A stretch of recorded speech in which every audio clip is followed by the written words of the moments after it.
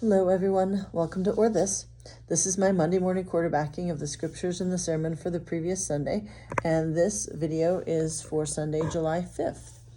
And the scriptures that were assigned for the day were Zechariah 9, verses 9 through 12, Psalm 145, verses 8 through 14, Romans chapter 7, verses 15 through 25a, and the gospel was Matthew chapter 11, verses 16 through 19 and 25 through 30. I preached on the gospel, but we're going to talk about it, and we're going to talk about the gospel now, but we're going to talk about it in a little bit different sense. So the first part of the passage, Jesus is talking to the people, and it's after John the Baptizer's disciples have come and kind of asked, are you the one who is to come? John is in prison at this point. And Jesus gets a little frustrated. He's like, to what will I compare this generation?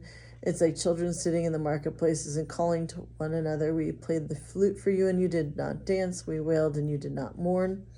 And then Jesus goes on to say, John came neither eating nor drinking, and they said he is a demon. The Son of Man came eating and drinking, and then they said a glutton and drunkard, a friend of tax collectors and sinners. In other words, there's criticism no matter what the prophet does or the rabbi does. Now, I would say that based on, I'm sure there are people who who might have their own opinion about what's going on. But the people who would be most influential in what they believe about what's going on would be the religious leaders. And so, for the most part, I believe these words would be directed towards the attitudes of the religious leaders, not necessarily the common folk, even though it sounds like Jesus is speaking to a crowd of common folk. But Jesus basically is pointing out the fact that, based on, there's criticism of John's ministry, the prophet. Now there's criticism of Jesus' ministry, and he refers to himself as the Son of Man here in the passage.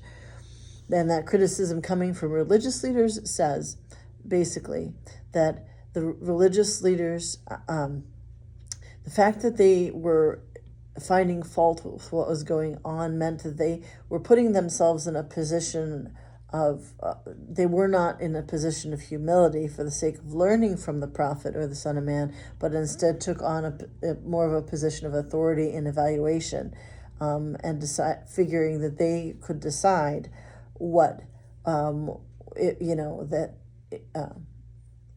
was right and wrong about what Jesus and what John the Baptizer were teaching and saying.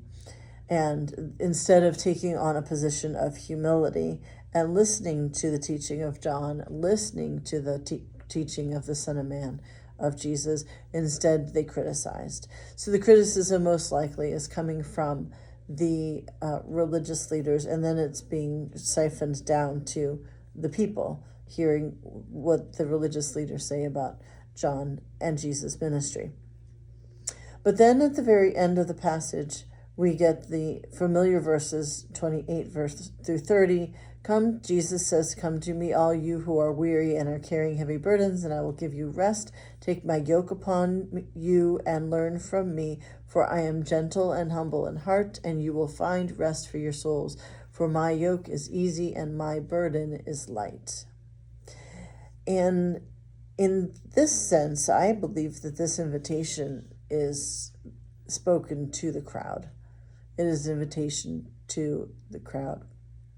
And Jesus uses this imagery of the yoke. Once again, I talked about this in my sermon, two possible meanings of yoke. The one is more common than the other. The common understanding of what a yoke is it's a farm tool. I don't know if you call it a farm tool, but it's something used in farming to be a wooden piece that you would attach two oxen to, and then attach that piece to something that they would pull. They pull together so that they're both taking the weight of whatever the thing is that they're pulling, a plow or a cart, and that both of them are bearing that weight together. So that idea of Jesus' yoke, meaning, and this has been a popular understanding, Jesus bears our burdens with us. So we might be in this yoke with this burden, and then Jesus comes alongside and bears the burden with us and takes some of that load off of our shoulders. But the other understanding of yoke was that a yoke was the teaching of a particular rabbi. Now, the role of the rabbis was to teach people about the Jewish law and what it meant and how to live it out. But there were multiple rabbis who had multiple interpretations, and maybe not of everything, but of some things, maybe a nuance in the way something is written. One rabbi might interpret it differently than the other. But the rabbis would have disciples to whom they are teaching their particular way of living out the law. And so that teaching was known as that rabbi's yoke. And so the other idea is that Jesus says, "Take my yoke upon you and learn from me." So taking Jesus' yoke would mean to learn what Jesus teaches about how to live the Jewish law. So in that case, then, the question I have for you to consider is, what do you think that Jesus teaches? And remember that Jesus says, "I am gentle and humble in heart, and you will find rest for your souls. My yoke is easy and my burden is light." So what is it that you think that Jesus teaches us? And during the sermon, in the sermon this week, as I did last week, I kind of connected what we have in chapter 11 here with Jesus, the mission Jesus was sending his disciples on in chapter 10. And going way back to where it said that Jesus saw people who were harassed and helpless like sheep without a shepherd, and he had compassion on them. And he wanted to gather his disciples so they could cover more ground together. So he gathered the disciples to help carry out his mission. So thinking about what Jesus teaches, I think we get something a bit from these two chapters, chapter 10 and 11. Now, and remember, a big body of Jesus' teaching in this gospel is found in the Sermon on the Mount, starting in Matthew chapter 5 and going through Matthew chapter 7 or 8. But what can we learn already? What do you think Jesus is teaching us already in chapters just 10 and this part of 11? Jesus is teaching about God's compassion, that God is compassionate and extends compassion into this world through Jesus. And then Jesus extends God's compassion into this world through his life and ministry and death and resurrection, so that compassion can be extended through who? His followers. So, we definitely can gather from these past couple weeks, one of the biggest pieces of one of the most important things that Jesus teaches us is that God is a God of compassion. God is not a God who looks the other way while God's loved creation are suffering, but instead God is one who loves and has compassion on those who are suffering and struggling. And as Jesus extended God's compassion into this world through his life and ministry, now Jesus, the risen Christ, and the Holy Spirit work through us to extend that compassion of God to those who continue to struggle, be harassed and helpless, who need somewhere to find rest for their souls. But that's a question to continue to, that's not the only answer. That's not the only response. There's a whole 4 Gospels to really consider, what is it that Jesus teaches? What does Jesus teach us that is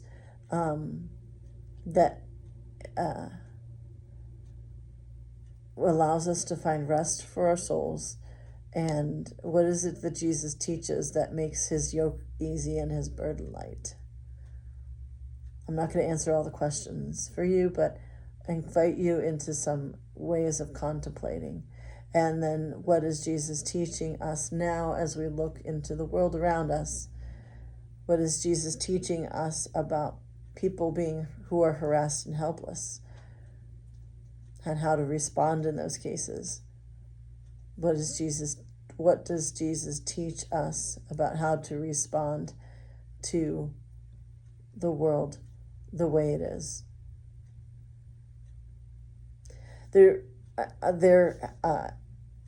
Most of the people who watch this, most of you who watch this are from around here, from this church, but we had some storms.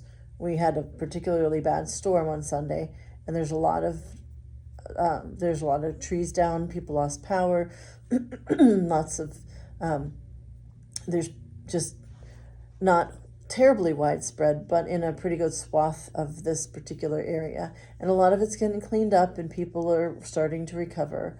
But a lot of those who have been most affected have talked on social media about experiencing compassion, from neighbors helping to clear trees, to their churches setting up a meal train because their power's out and their home has a lot of damage to it.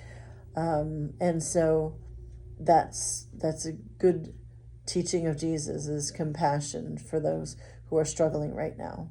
But in the greater sense, when we get through this crisis and clean up from it, what does Jesus teach us about how to respond in a world where there are going to be still people suffering and struggling, who are harassed and helpless?